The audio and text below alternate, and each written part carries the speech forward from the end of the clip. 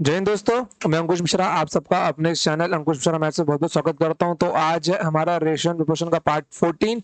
After 3 days मैं ये video lecture upload कर रहा हूं। तो ये मैं उम्मीद रखता हूं कि आपने पार्ट 1 से लेकर पार्ट 13 तक को अच्छे से रिवाइज कर लिया होगा। अभी मिनिमम 2 से 3 बार तो अच्छे से रिवाइज किया ही होगा। और एक इम्पॉर्टेंट आपके लिए ये न्यूज है कि आफ्टर रेशियो, जैसे रेशियो हमारा खत्म होता है तो उसके बाद शायद से हमारा अरिथमेटिक और एडवांस दोनों साथ में हो। मतलब दोनों साथ में, मतलब सुबह क्या होगा हमारा अरिथमेटिक होगा और शाम को हमारा एडवांस होगा। ओके, तो उसके लिए रेडी रहो कि दो दो क्लास आपकी साथ में चलने वाली, क्योंकि सिलेबस हमको मिनिमम 6 मंथ्स के इस इंटरवल के अंदर खत्म करना है। क्योंकि एनआरएसईटी का जो न्यूज दिखाई दे रहा है वो फेब को लॉन्च हो जाएगा और हमारे पास मैक्स टू मैक्स कितने मंथ से, मिनिमम 5 मंथ्स हमारे पास है केवल।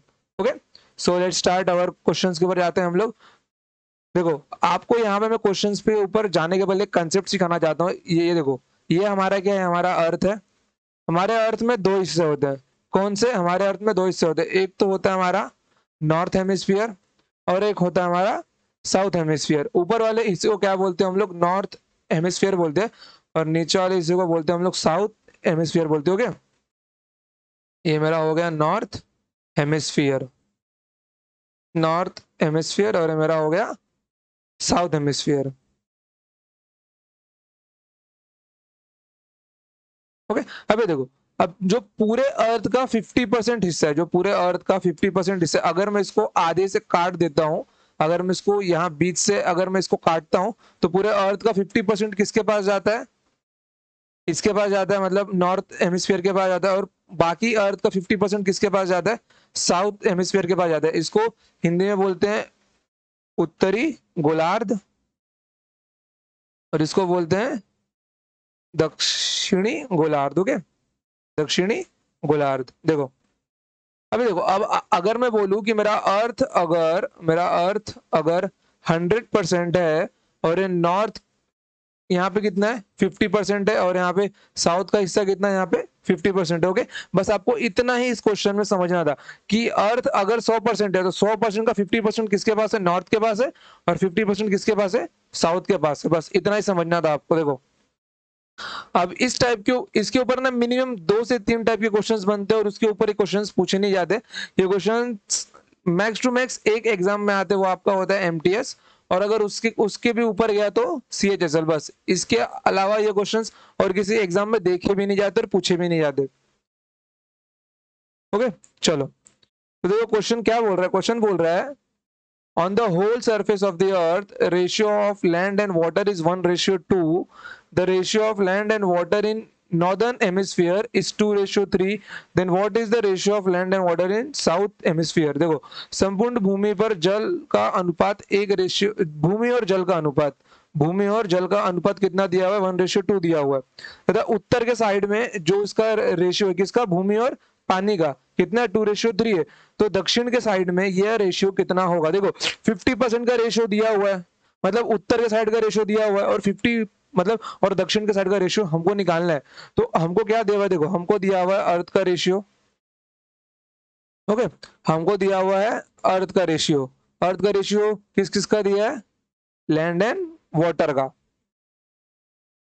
लैंड एंड वाटर का रेशियो कितना दिया हुआ है? 1:2 दिया हुआ है। उसके बाद रेशियो किसका दिया हुआ है? नॉर्थ का दिया हुआ है, नॉर्थ हेमिस्फीयर। मैं क्यों यहाँ पे नॉर्थ लिख रहा हूँ, और उसका रेशियो कितना दिया हुआ है? 2:3 दिया हुआ है। अब ये देखो, अब जहां तक मुझे पता है कि मेरा जो अर्थ है वो नॉर्थ का डबल होगा, और मेरा नॉर्थ क्या होगा? इसका आधा होगा। मतलब अर्थ का आधा कितना होगा? मेरा नॉर्थ होगा। अगर मैं इसको और सिंप्लीफाई करने के लिए मैं यहाँ पे ना इसको 100 से मल्टीप्लाई मार देता हूँ, तो यहाँ पे मेरे को कितना मिल जाएगा? यहाँ पे मिल जाएगा मेरे को 100, और यहाँ पे मेरे को मिल जाएगा 200। तो ये मेरा टोटल कितना बन जाएगा? ये मेरा टोटल बन जाएगा 300। अब 300 का आधा कितना होता है? 150। मतलब 150 मेरा क्या होगा? नॉर्थ होगा। अब ये 300 में से 150 मेरा क्या होगा? नॉर्थ होगा। बट रेशियो में नॉर्थ मेरा क्या है? यहाँ पे 5 है। मतलब 5 मेरा किसके बराबर हो गया? 150 के बराबर हुआ।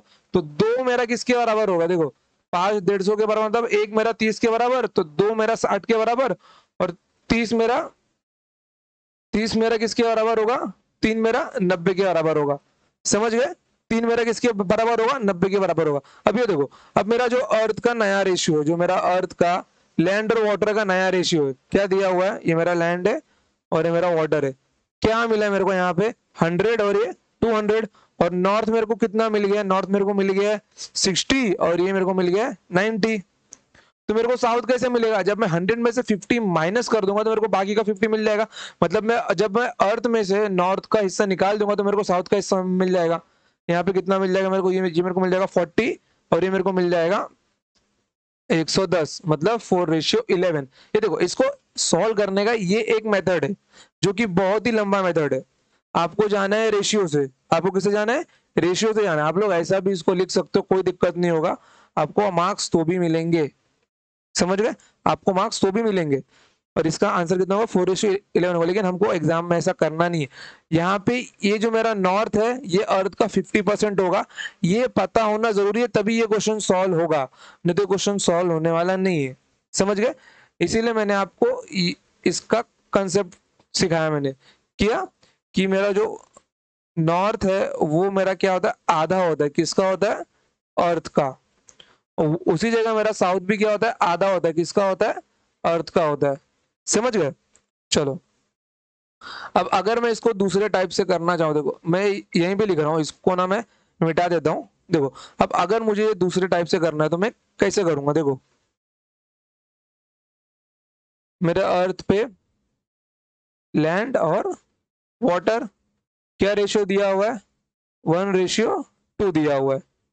और ये मेरा क्या होगा, ये मेरा हो गया नॉर्थ, कितना रेशियो दिया हुआ है, 2:3 दिया हुआ है। देखो, अब मेरे को क्या बोला गया है कि मेरा अर्थ नॉर्थ का डबल है, मेरा अर्थ क्या है, नॉर्थ का डबल है ना। तो ये मेरा कितना है, ये मेरा 5 है। पहले मैं दोनों को बराबर करता हूँ, देखो पहले मैं दोनों को क्या करता हूँ, बराबर करता हूँ। देखो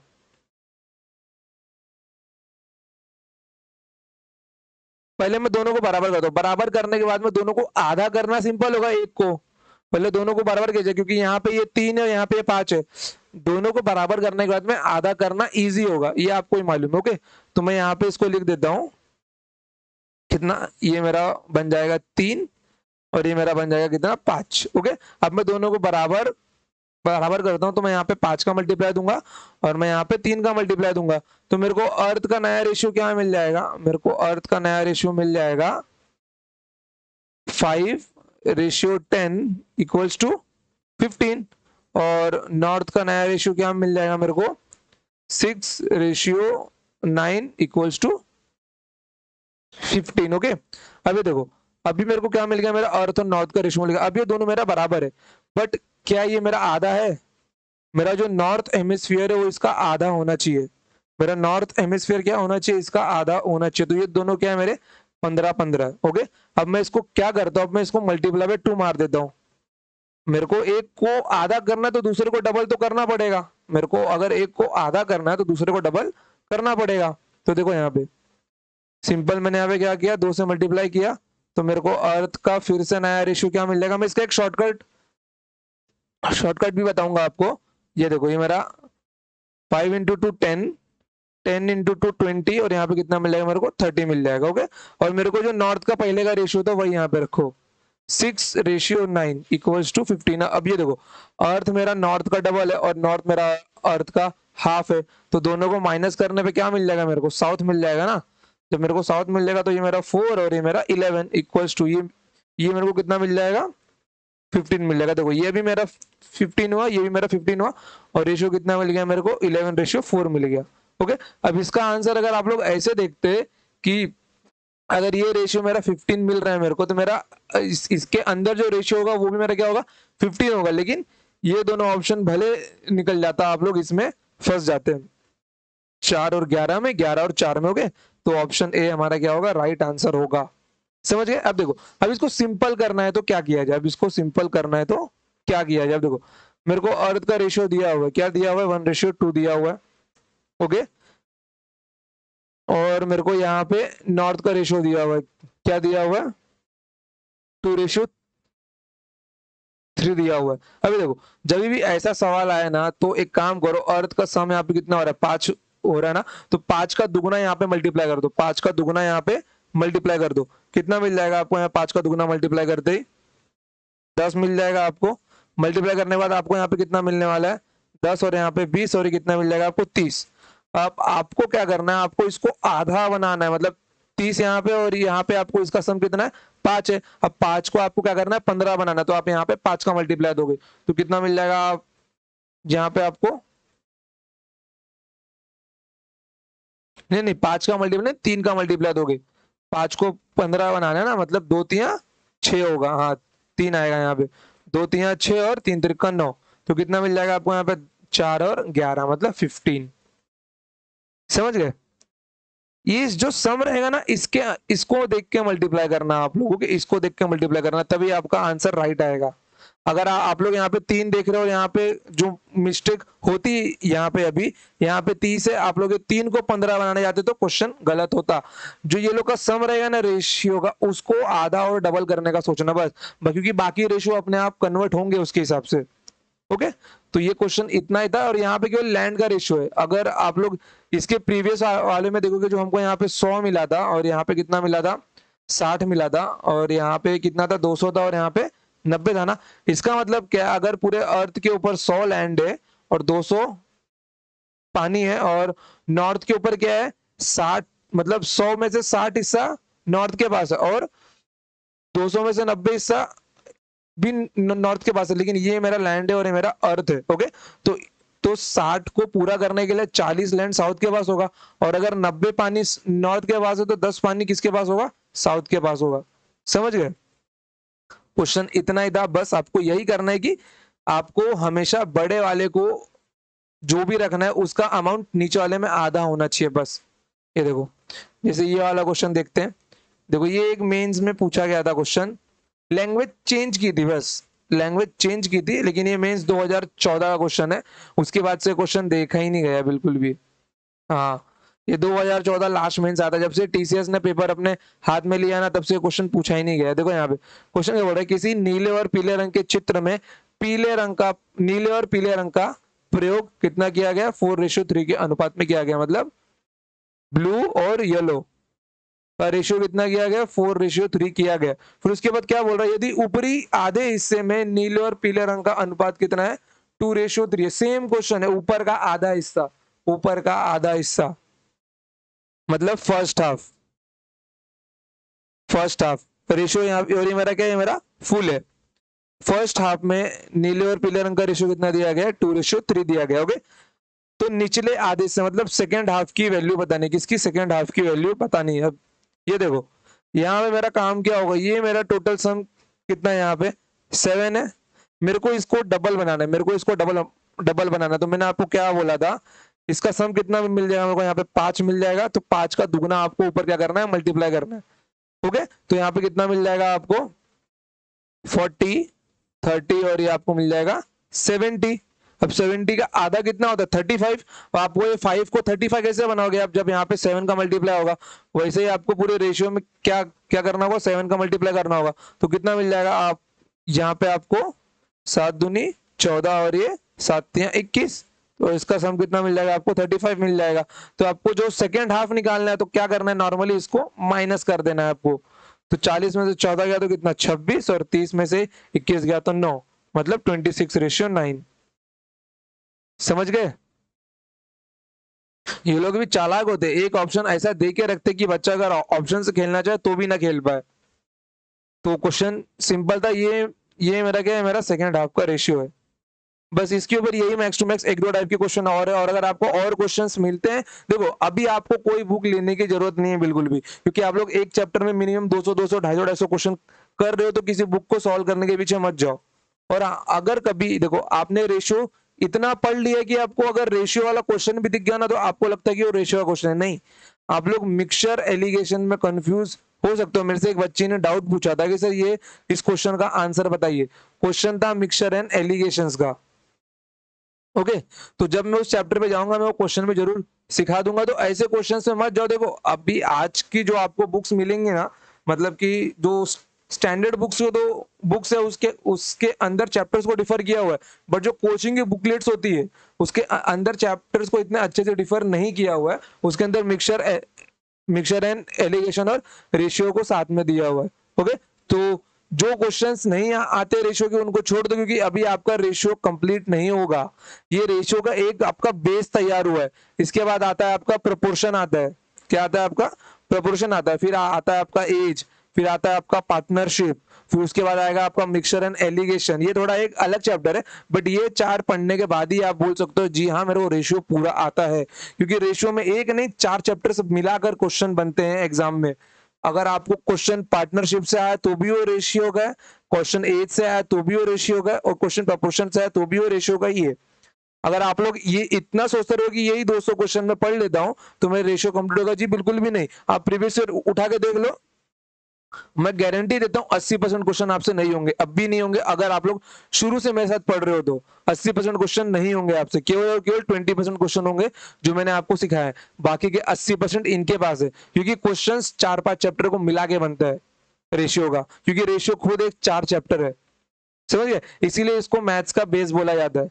इसीलिए इसको मैथ्स का बेस बोला जाता है कि अगर आपने रेशियो, ये पूरा रेशियो और परसेंटेज पढ़ लिया तो अरिथमेटिक आपके लिए बहुत सिंपल सिंपल पड़ जाता है। अगर आप लोग इसको केवल 1 महीना देते हो, कितना 1 मंथ देते हो, तो और मतलब रेशियो प्लस परसेंटेज को, तो आप लोग बाकी के 4-5 चैप्टर को 1 मंथ में कवर कर सकते हो। अगर आप लोग ने केवल इसको 1 वीक दिया है तो ये आपको 6 महीना लग जाएगा बाकी के चैप्टर्स को कवर करने में, क्योंकि जितने टाइप्स कवर होते हैं ना तो रेशियो और परसेंटेज क्वेश्चन को ना और इजी बना देते हैं। समझ गए? चलो तो चलते हैं नेक्स्ट क्वेश्चन के ऊपर।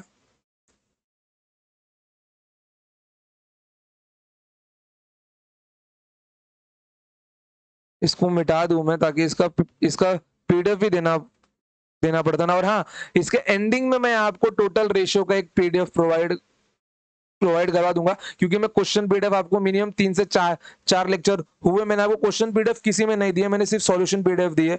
ओके, तो जैसे मेरा रेशियो, ये जो मेरा रेशियो चालू है, जैसे ये मेरा खत्म होता है मैं आपको रेशियो का पूरा 200 क्वेश्चन का एक पीडीएफ दे दूंगा क्वेश्चन का।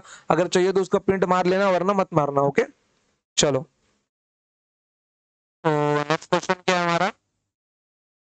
नेक्स्ट क्वेश्चन है हमारा, देखो, एक हीरा 3 हिस्सों में टूट गया। हीरा, डायमंड, इन तीनों हिस्से के वजन का अनुपात कितना दिया गया? 2:3:4 दिया गया है। हमारा डायमंड है, हमारा सॉल्यूशन है। क्या दिया गया? डायमंड की वेट का रेशियो दिया गया, कितना दिया गया है? 2:3:4 दिया गया है। हीरे की कीमत इसके वजन के वर्ग के अनुपाती, क्या डिफिकल्ट हिंदी है। इसका मतलब क्या होता है? Directly proportional. इसका मतलब क्या होता है? Directly proportional. क्या बोला गया? हीरे की मतलब इसकी प्राइस इसके वजन के वर्ग के, मतलब इसके वेट के स्क्वायर के डायरेक्टली प्रोपोर्शनल है। मतलब price is directly proportional to weight का स्क्वायर। ये सिंबल आपने स्कूल में जरूर जरूर देखा होगा, क्लास 9th में इसको इंट्रोड्यूस करवा दिया जाता है साइंस सेक्शन के अंदर। चैप्टर का नाम है ग्रेविटेशन। ये साइन फर्स्ट टाइम वहीं पे इंट्रोड्यूस हुआ था। जो स्टेट बोर्ड से होंगे वो लोग को पता होगा, अगर वो लोग सीबीएसई या आईसीएसई बोर्ड से होंगे तो शायद मे बी 8th स्टैंडर्ड में वो लोग को ये साइन पता चल गया होगा, जिस चैप्टर का नाम क्या था? ग्रेविटेशन था। ओके, तो इसका मतलब क्या था? इसका मतलब होता है डायरेक्टली प्रोपोर्शनल। डायरेक्टली प्रोपोर्शनल का मतलब क्या होता है कि जो चीज यहां बढ़ रही है वो चीज वहां भी बढ़ेगी।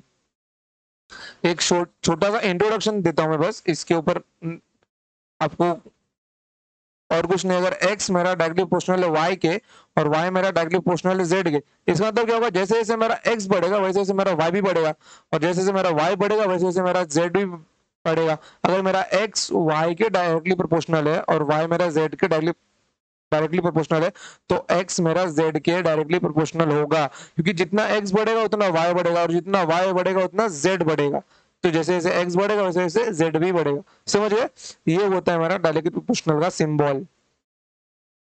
तो जब कभी भी आपको क्वेश्चन में ऐसा स्टेटमेंट मिले, जब कोई भी आपको क्वेश्चन में ऐसा स्टेटमेंट मिले कि price is directly proportional to the square of its weight, तो कुछ नहीं करना, ये सिंबल निकाल के आपको इसके जगह पे इक्वल्स टू लगा देना। बस इक्वल्स टू लगा देना है इजिली, क्योंकि वहां पे एक कांस्टेंट आता है और कांस्टेंट का वैल्यू हमेशा 1 होता है। कांस्टेंट का वैल्यू हमेशा 1 होता है। अब वो 1 क्यों होता है वो उसके लिए आपको साइंस पढ़ना पड़ेगा, मैं यहाँ पे आपको बताने वाला नहीं हूँ। ओके, बस आपको यहाँ पे याद रखना, जब भी आप ये सिंबल निकालते हो यहाँ पे कांस्टेंट के आता है, और उस के का वैल्यू मैथमेटिक्स में अपना जो अरिथमेटिक है उसके अंदर 1 होता है। ओके, तो यहाँ पे क्या बोला, प्राइस इक्वल्स टू डब्ल्यू का स्क्वायर। और यहाँ पे क्या बोला, यदि इस हीरे के टूटने पर 52,000 रुपए का नुकसान होता है, 52,000 रुपए का नुकसान होता है, तो हीरे की मूल कीमत क्या थी। अब यहाँ पे क्या देखो, 52,000 रुपए का नुकसान मतलब 52,000 कम हो गए।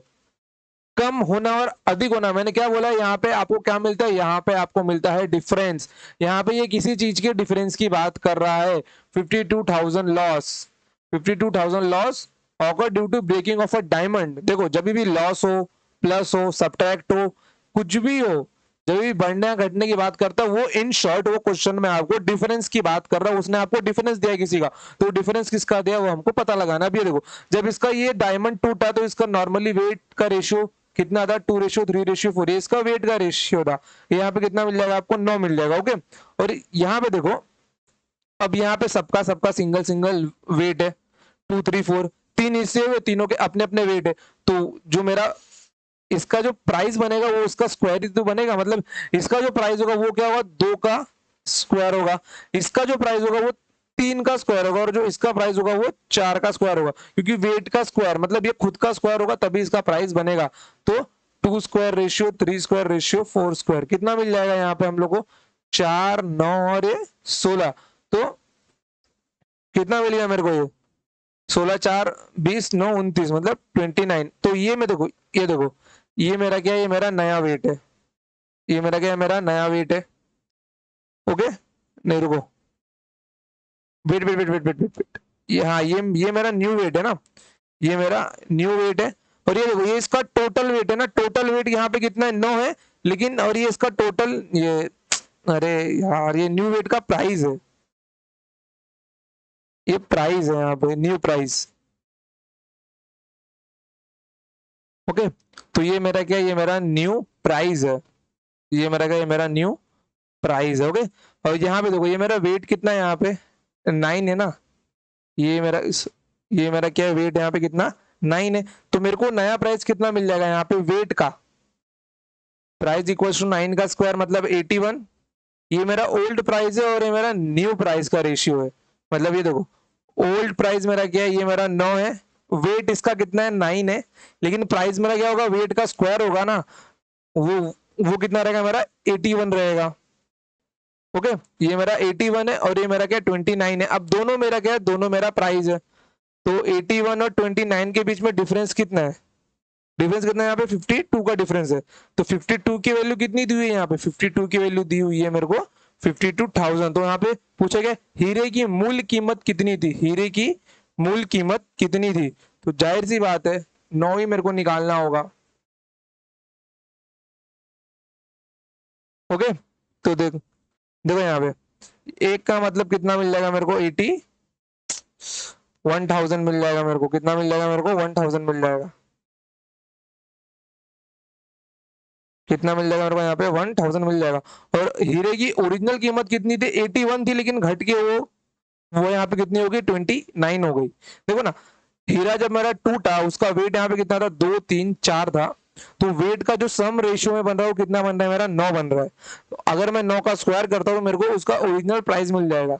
बट जो टुकड़े का प्राइस है यहाँ पे देखो, ये मेरा टुकड़ा का वजन कितना होगा, 2, 3, 4 होगा। तो ये लोग का अलग से स्क्वायर करना है, मेरे को क्या मिलेगा, इसका नया प्राइस मिलेगा मेरे को।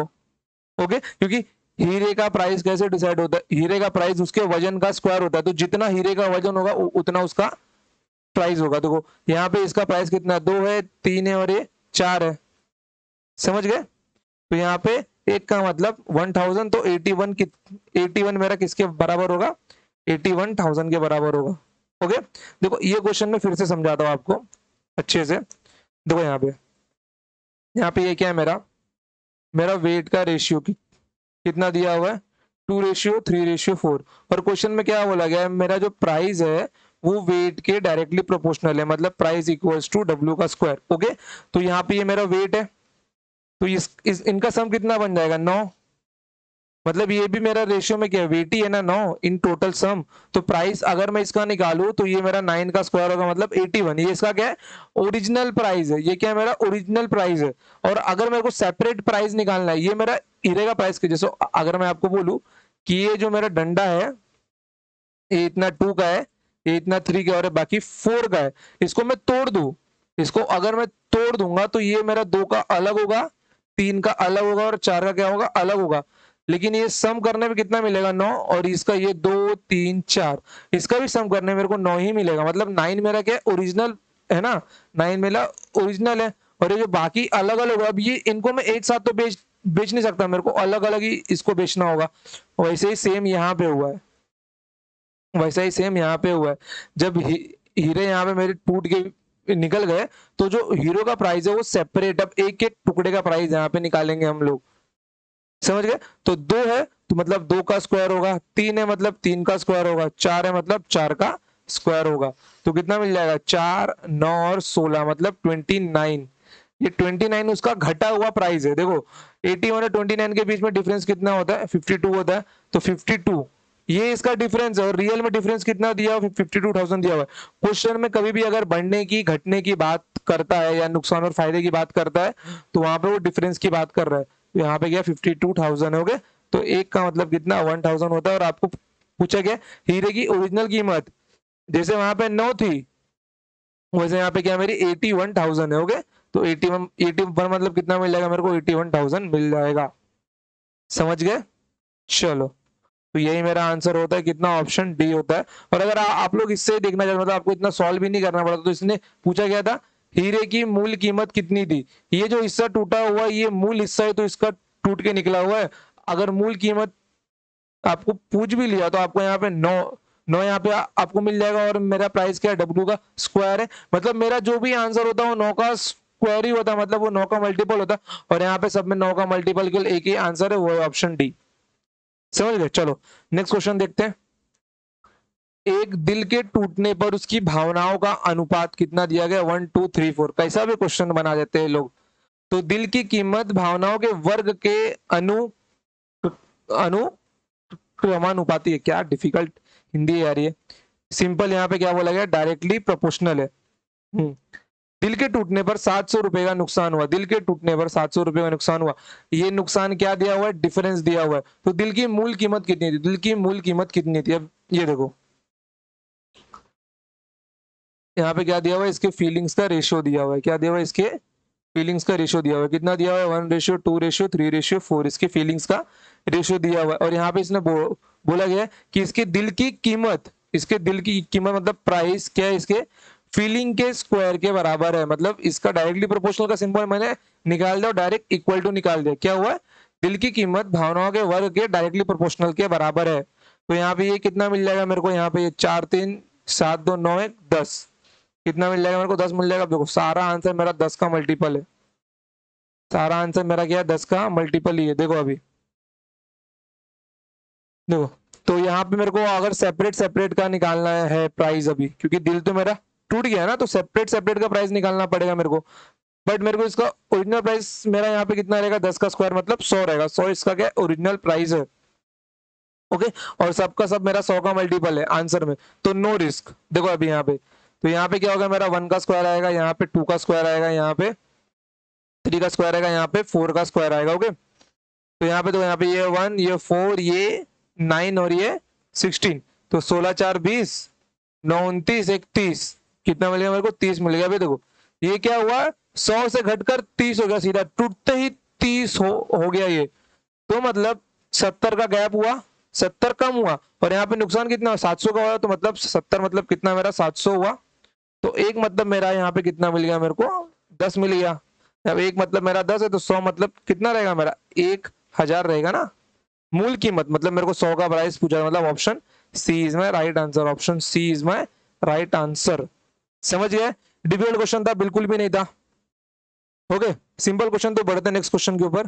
नेक्स्ट क्वेश्चन क्या है, एक माणिक का मूल्य, the value of ruby varies directly. देखो ये जो आपने यहाँ पे पढ़ के रखा है ना, वेरीज डायरेक्टली, ये आपको रेशियो में बहुत पढ़ने को मिलेगा जब आप लोग सीडीएस का क्वेश्चन सॉल्व करने जाओगे ना। देखो सीडीएस के जो क्वेश्चंस रहते हैं ना, वो एज इट इज सिंपल आते ही नहीं है। जैसे आपको ये यहाँ पे यूपीएसआई एसएससी सीएचएसएल वगैरह जो आपको क्वेश्चन मिल जाएंगे ना, वैसे क्वेश्चन सीडीएस में बिल्कुल में, सीडीएस में जो चैप्टर रहता है ना, वो उस चैप्टर को अच्छे से पूछता है आपको। भले कम क्वेश्चन पूछेगा लेकिन अच्छे से पूछेगा।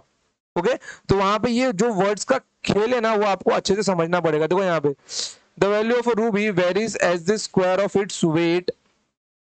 Okay, the value of ruby varies directly as the square of its weight. One such ruby breaks and weight of its pieces in the ratio of 2:3:4। एक माणिक का मूल्य सीधे उसके वजन के रूप में बदलता है। एक माणिक का मूल्य सीधे उसके वजन के रूप में बदलता है। यहाँ पे भी सेम क्या बोल रहा है, प्राइस इक्वल्स टू डब्ल्यू का स्क्वायर। कितना बोल रहा है वो, प्राइस इक्वल्स टू डब्ल्यू का स्क्वायर बोल रहा है। ओके, और यहाँ पे क्या है, ऐसा ही एक माणिक टूट जाता है, उसके टुकड़ों का वजन कितना बन जाता है, 2:3:4 बन जाता है। अगर टूटने के कारण 26,000 रुपए का नुकसान हुआ है। ये क्या बता रहा है मेरे को, डिफरेंस बता रहा है, अंतर बता रहा है। फिर से बता रहा हूँ, 26,000 मेरा क्या डिफरेंस है। ओके, तो मूल माणिक की कीमत क्या थी, तो मूल माणिक की कीमत क्या थी, देखो, तो मूल माणिक की कीमत क्या थी।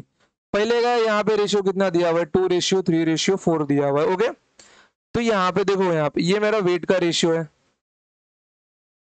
ये मेरा कितना बन जाएगा 9। तो प्राइस मेरा क्या है, इक्वल्स टू डब्ल्यू स्क्वायर है, मतलब पी इक्वल्स टू 9 का स्क्वायर मतलब 81। ये मेरा क्या है, ये मेरा ओरिजिनल प्राइस है। ओके, 81, 81 मेरा क्या है, ओरिजिनल प्राइस है। अब आंसर मेरा जो भी होगा वो 81 का मल्टीपल होगा। 81 का मल्टीपल मतलब 9 का मल्टीपल, तो मेरा डिजिटल सम होना चाहिए 9।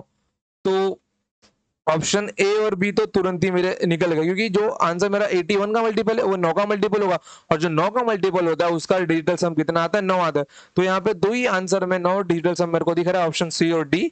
तो इन दोनों में से मेरा कोई ना कोई तो आंसर होगा, बस उसको हमको फाइंड करके निकालने का है। देखो अभी, तो यहाँ पे 2:3:4 है। ओके दोस्तों, तो 2, 3, 4 दिया हुआ है, तो 2 का स्क्वायर, ये मेरा 3 का स्क्वायर, ये मेरा 4 का स्क्वायर। तो अभी इनका स्क्वायर करो और इनको ऐड कर लो, 4, 9 और 16, कितना मिल जाएगा आपको मालूम है, 29। ओके, तो ये मेरा 81 है और ये मेरा 29 है, गैप कितना 52 का है।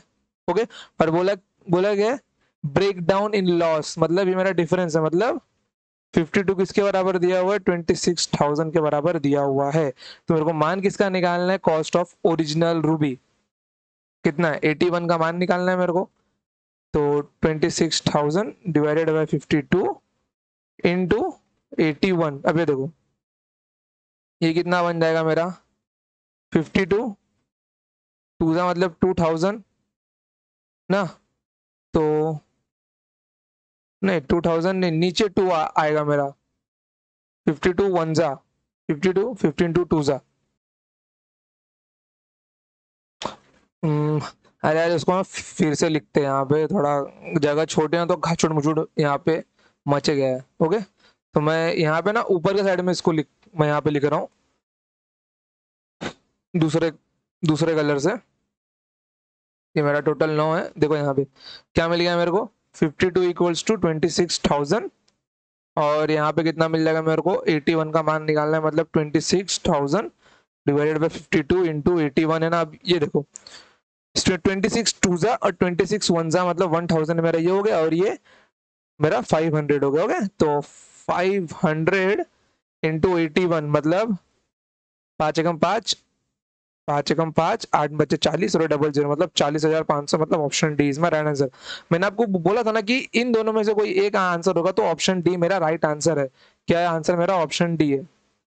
ओके गाइस, अगर आज के लेक्चर में आपको मेरी आवाज थोड़ी ऊपर नीचे लग रही है ना, तो उसके लिए बेहद सॉरी बोलता हूँ, कि तबीयत मेरा बुरी तरह से ठीक नहीं हुआ है, बट मेरे को ये चैप्टर खत्म करना है कैसे भी करके। इसके लिए मैं ये लेक्चर ले रहा हूँ आपका, क्योंकि 2 दिन बाद जब मेरा ये मतलब रेशियो खत्म होता है, क्योंकि उसके बाद मैंने सोचा कि आपका एडवांस मैथ्स चालू करना है।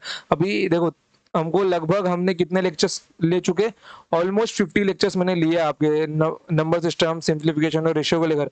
तो 50 दिन के बाद कम से कम तो आपका एडवांस मैथ्स चालू कर देना चाहिए, ताकि आप दोनों को लेके बैलेंस करके चल सके। क्योंकि अगर एक चैप्टर को हम मतलब अगर सिर्फ अरिथमेटिक पढ़े और एडवांस हम लोग पढ़ना चालू करें, तो ये सिलेबस 1 साल में कहीं जाके खत्म होगा, समझ गए। वैसा हमको बिल्कुल भी नहीं करना, क्योंकि 200 लेक्चर मतलब 200 दिन, समझ गए। तो उसके पहले हमको खत्म करना है इसको। ओके, चलो तो बढ़ते हैं आगे नेक्स्ट क्वेश्चन के ऊपर।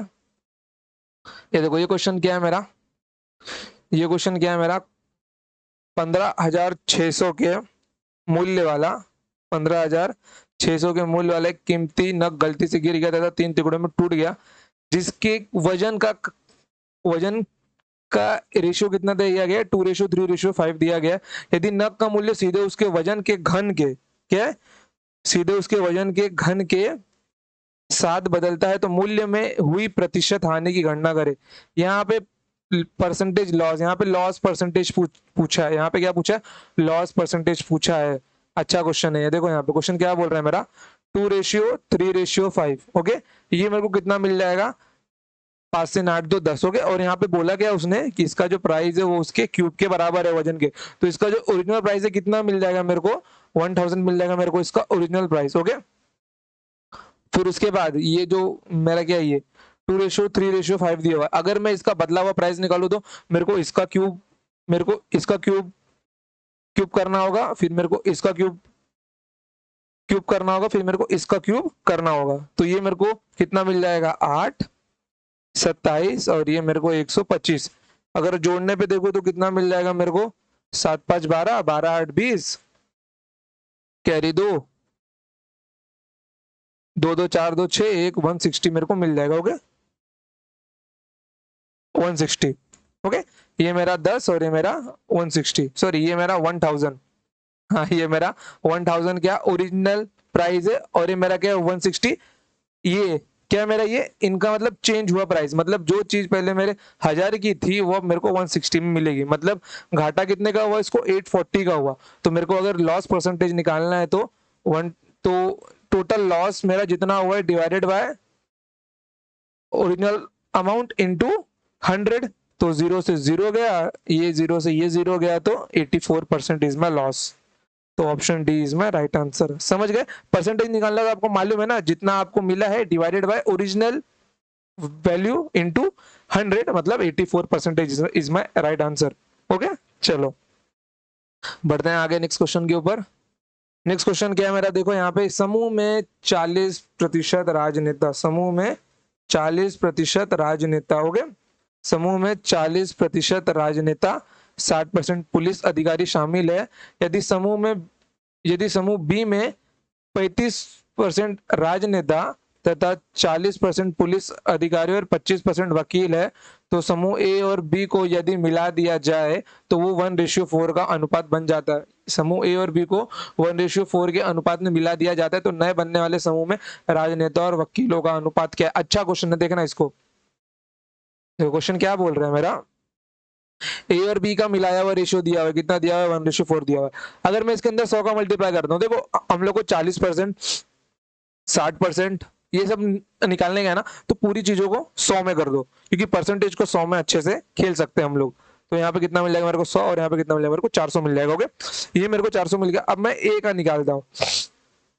ए में मेरा क्या क्या है, अरे यार राजनेता ऊपर लिखना था मेरे को। ये मेरा क्या है, राजनेता है। ये मेरा है पुलिस, और ये मेरा है वकील। ओके, ये मेरा वकील है। देखो अभी तो ए मेरा क्या है, 40% राजनेता। ये देखो, ये मेरा ए है, ये मेरा बी है। मतलब 100 का 40%, ये मेरा ए, ये मेरा बी, मतलब 100 का 40% मतलब कितना, 40 हुआ। और क्या बोला गया है, 60% पुलिस, मतलब 100 का 60% मतलब 60। ओके, अब मेरा बी का लिखते हैं। बी में क्या बोला है, 35% राजनेता, मतलब 400 का 35%। कितना बोला गया, 400 का 35%, मतलब कितना मिल जाएगा मेरे को, 5 चौक 20 कैरी 1 4, 5 चौक 20 कैरी 2 4 3 12 तो 14, मतलब 140। 140 मेरा क्या होगा, राजनेता होगा। और क्या बोला गया, 25% वकील, मतलब 400 का 25% मतलब कितना होता है, 100 होता है। ओके, फिर क्या बोला गया मेरा, 40% पुलिस अधिकारी, मतलब देखो इसका 40%, किसका, 400 का 40% अगर मैं निकालू तो कितना मिल जाएगा, 400 का 40%। मैं डायरेक्ट भी निकाल सकता हूँ, लेकिन आपको दिखा रहा हूँ केवल। कितना मिलेगा मेरे को, 160 मिल जाएगा। ये कितना मिल गया मेरे को, 160 मिल गया। फिर पूछा क्या इसने कि नए समूह में बनने वाले राजनेता और वकीलों का अनुपात, मतलब सिर्फ राजनेता और वकील का अनुपात कितना होगा। ये मेरा 180 होगा, ये मेरा कितना होगा, 100 होगा, मतलब 180 डिवाइड बाय 100, मतलब 0 से 0 गया, 2 9 18, 2 25 10, मतलब 9:5। ये मेरा नया रेशियो होगा। कुछ टफ क्वेश्चन नहीं था, सिंपल क्वेश्चन नहीं था। सिर्फ मैंने क्या किया, ए और बी का रेशियो दिया हुआ है आपको। ए का देखो, ए का 40 और 60% बोला तो उसको ए से निकालो, और बी का 400 दिया है तो जितना बी के हिस्से में जितना है 35%, 40%, 25%, वो बी के हिस्से में से निकालो। समझ गए? बी का मतलब 400 का 35%, 400 का 40%, 400 का 25%। समझ गए? सिंपल था। 9:5 का आंसर आएगा। चलते हैं नेक्स्ट क्वेश्चन के ऊपर। ये देखो, अब ये नेक्स्ट क्वेश्चन के पहले आपको एक कंसेप्ट सिखा देता हूं मैं। ध्यान रखना, ये आप लोग कंसेप्ट अच्छा ही है। क्या अगर मैं आपको बोलूं कि मेरे पास 5 आदमी लोग काम करते, कितने लोग? 5 लोग मेरे पास काम करते हैं, और मैं उनको 100 रुपए सैलरी देता हूँ। किसको? एक को। अगर मैं 100 रुपए पे करता हूँ तो मेरे को टोटल सैलरी कितनी देनी होती है? 500 रुपया। मेरे को टोटल सैलरी यहाँ पे कितनी देनी होती है? 500 रुपए देनी होती है। ओके, मतलब ये जो मेरा 5 ये मेरा क्या है? मेरा नंबर ऑफ एम्प्लॉयज है। नंबर ऑफ एम्प्लॉयज, ये मेरा क्या है? Salary of each person. Salary of each person मतलब एक की पर्सनल सैलरी, मतलब salary of each person. Okay, और ये मेरा क्या? ये मेरा टोटल सैलरी। ओके, अब देखो, अब इससे मेरे को एक फॉर्मूला क्या मिल जाएगा? Number of employees into salary of each person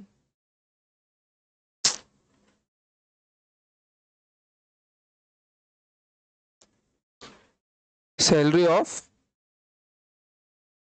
each person equals to total salary, equals to total salary. अब यहां से मेरे को अगर नंबर ऑफ एम्प्लॉयज का फॉर्मूला निकालना हो तो फॉर्मूला याद रखना, मैंने आपको रेशियो में 2-3 फॉर्मूले सिखाए हैं। वो कॉइन्स वाले तो भूल के भी मत भूलना आप लोग। अगर अमाउंट की बात हो तो डिवाइड करना है, और कॉइन्स की बात हो तो मल्टीप्लाई करना है। अगर कॉइन्स में देख लो, कॉइन्स में अगर डिवाइड करते हैं हम लोग तो वहां पे क्या मिलता है? नंबर ऑफ कॉइन्स मिलता है। और अगर कॉइन्स में हम लोग मल्टीप्लाई करते हैं तो उसकी वैल्यू मिलती है।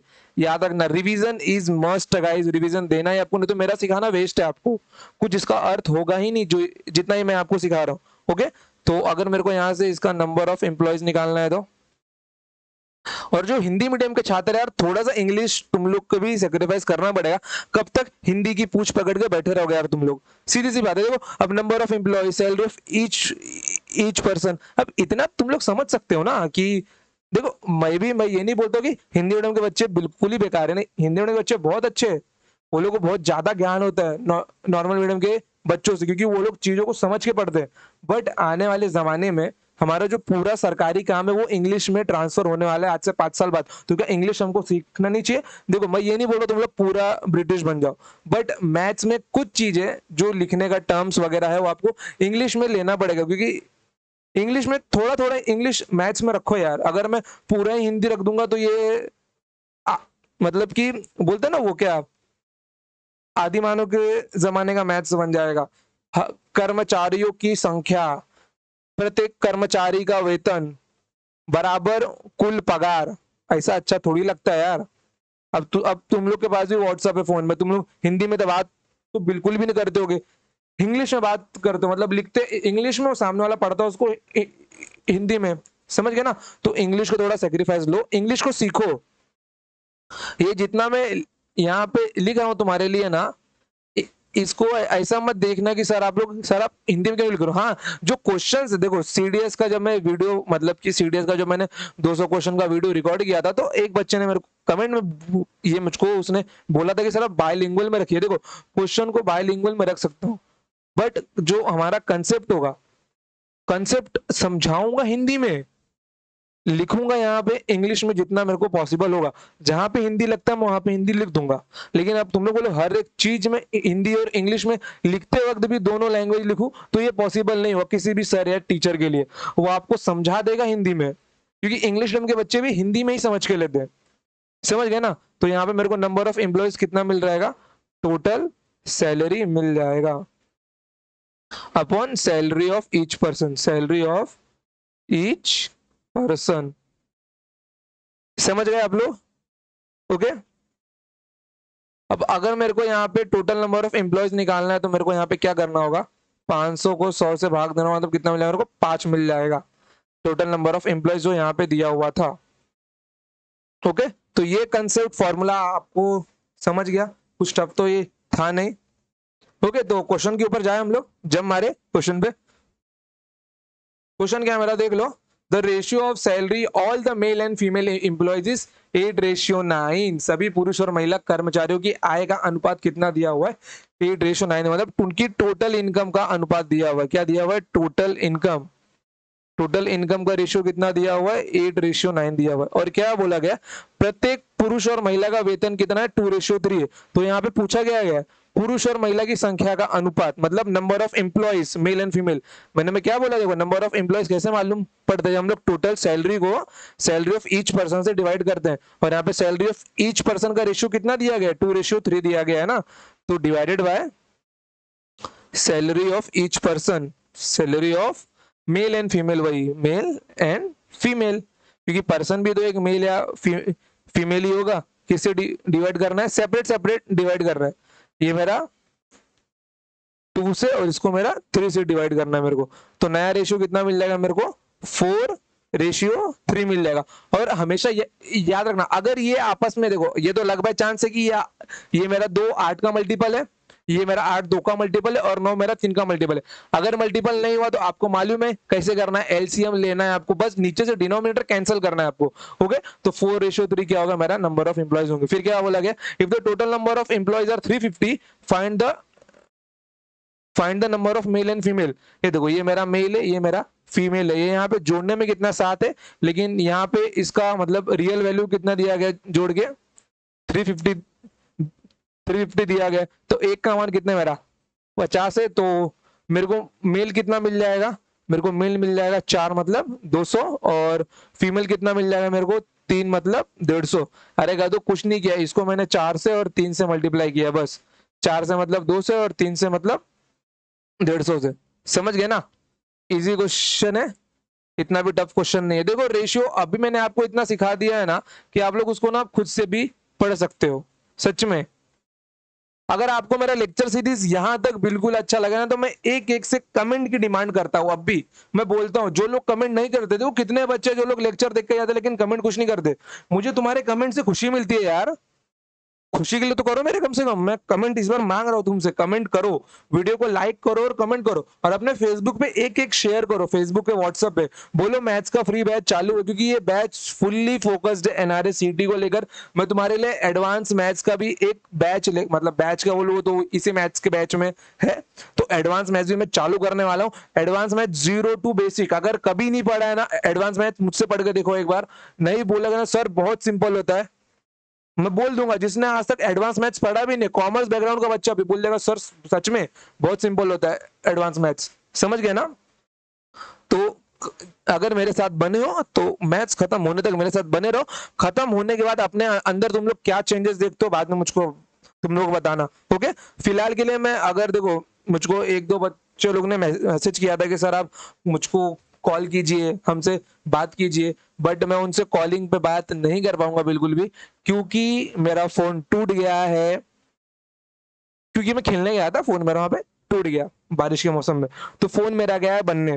ओके, तो जब तक वो बन के वापस नहीं आता तब तक मैं तुमसे कॉल पे तो बात नहीं कर पाऊंगा बच्चों। बट हाँ, अगर तुम लोग टेलीग्राम पे मैसेज करते हो तो देखो, मैं इंस्टा और मेल का गारंटी नहीं दूंगा कि मेल का नोटिफिकेशन मेरे को नहीं आते, क्योंकि मैंने उसको बंद करके रखा है। अगर कभी मैंने उसको खोल लिया तो खोल लिया, बट हाँ, अगर टेलीग्राम पे मैसेज करते हो, टेलीग्राम ग्रुप से जुड़ते हो तुम लोग अंकुश मिश्रा मैथ से, और पर्सनली मैसेज करते हो, आप लोग चाहे तो कमेंट में पूछ सकते हो कि सर आपसे बात करते कि नहीं करते। मैं हर एक बच्चे से बात करता हूँ, और हाँ, मैंने जिनको नोट्स देने का बोला है कि मैं तुमको इतने इतने नोट्स दूंगा, सारे के सारे नोट्स मेरे फोन के अंदर है। जैसे मेरा फोन बन के आता है मैं तुम लोगों को सारे के सारे नोट्स शेयर कर दूंगा। अगर तुमको ऐसा लगता रहे कि सर ने हमारा मैसेज सीन किया लेकिन रिप्लाई नहीं देते, तो रिप्लाई मतलब क्या दूं मेरे को समझ में नहीं आती। कितने लोग को लगता है कि सर बहाना मार दे, ये बहाना बिल्कुल भी नहीं है।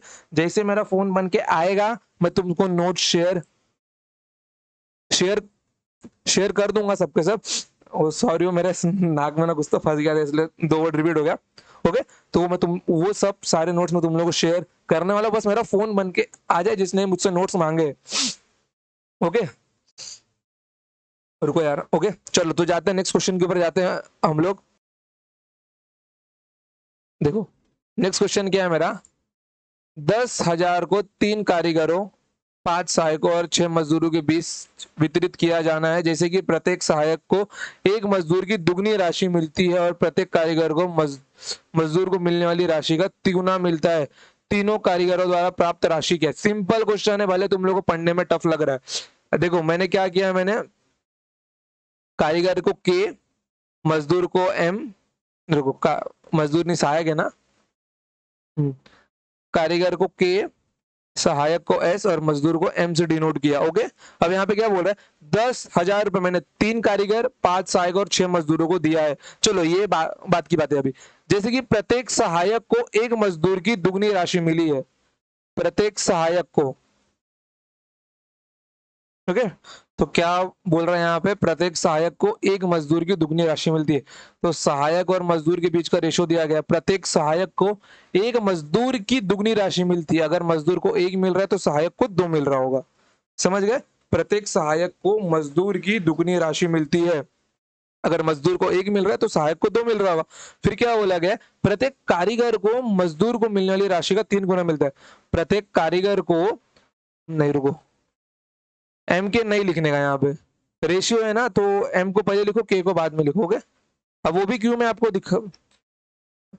वो भी मैं आपको दिखाऊंगा। अभी देखो, प्रत्येक प्रत्येक कारीगर को प्रत्येक कारीगर को मजदूर को मिलने वाली राशि का 3 गुना मिलता है। अगर मजदूर को 1 मिल रहा है तो कारीगर को 3 मिल रहा होगा। समझ गए? अगर मजदूर को 1 मिल रहा है तो कारीगर को 3 मिल रहा होगा। इसीलिए मैंने एम को यहाँ पे लिखा, ताकि मैं इन तीनों का कंबाइंड रेशियो निकाल सकूं। नहीं तो अगर आप लोग के रेशियो एम लिखते तो आपको दोबारा घुमाना पड़ता। समझ गए? प्रत्येक कारीगर को मजदूर को मिलने वाली राशि का 3 गुना मिलता है। अगर मजदूर को 1 मिल रहा है तो कारीगर को 3 मिल रहा होगा। तो अगर मैं एस एम के लिख रहा हूं यहाँ पे, तो कितना मिलेगा मेरे को, 2, 1 और ये 3, 2 1 3 मेरे को मिलेगा, मतलब टोटल कितना हो गया, 6 हो गया।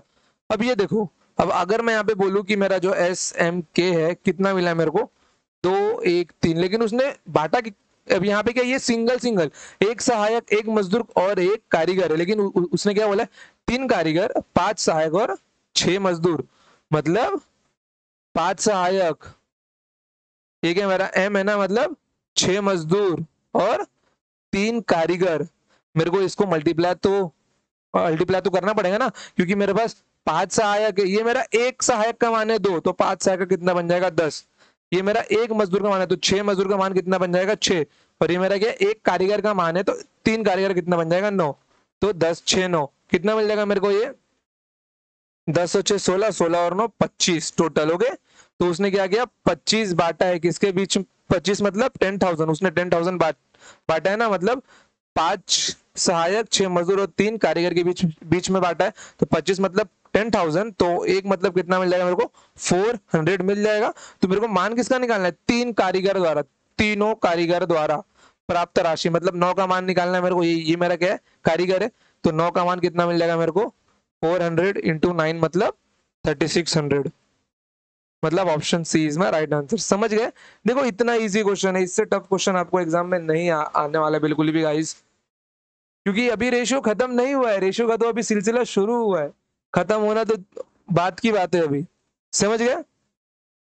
तो इसके बाद देखते क्या है, हम लोग का 186 है, 187, यार अभी तो बहुत दूर है, मतलब ज्यादा दूर नहीं है, थोड़े क्वेश्चन है, थोड़े क्वेश्चन बाकी है अभी। देखो, तो आज के लिए ना हम लोग 185 तक ही रखते हैं गाइस। ओके, क्योंकि मेरे को भी ना अभी डॉक्टर के पास जाना है। अब आप लोग को लगता रहेगा सर ऐसे रिकॉर्डेड में क्यों बोलते हैं, मैं ऐसा समझ के सिखाता हूँ, तुम लोग मेरे सामने बैठे हो, इसीलिए कुछ बातें निकल जाती है जो कि रिकॉर्डेड में ऑब्वियसली नहीं निकलनी चाहिए।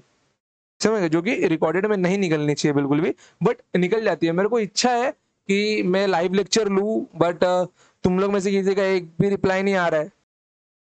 ओके, तो अगर तुम लोग को लाइव लेक्चर चाहिए तो मुझको बताओ, तो मैं लाइव लेक्चर लूंगा। तो आज के लिए इतना रखता हूँ, मेरे यहाँ बहुत लाइटनिंग चालू हो गई, तो मैं लैपटॉप वगैरह सब बंद बंद करके अपने दूसरे रूम में जा रहा हूँ। ओके, ताकि मेरा जो वाईफाई वगैरह वो सब ब्लास्ट ना हो, क्योंकि यहाँ पे लाइटनिंग होता है तो राउटर वगैरह निकल जाता है मेरा, मतलब उड़ जाता है। ओके, तो आज के लिए इतना ही, तो मिलते हैं हम लोग नेक्स्ट टाइम, तब तक के लिए टाटा बाय बाय, जय हिंद जय भारत, चलो बाय बाय।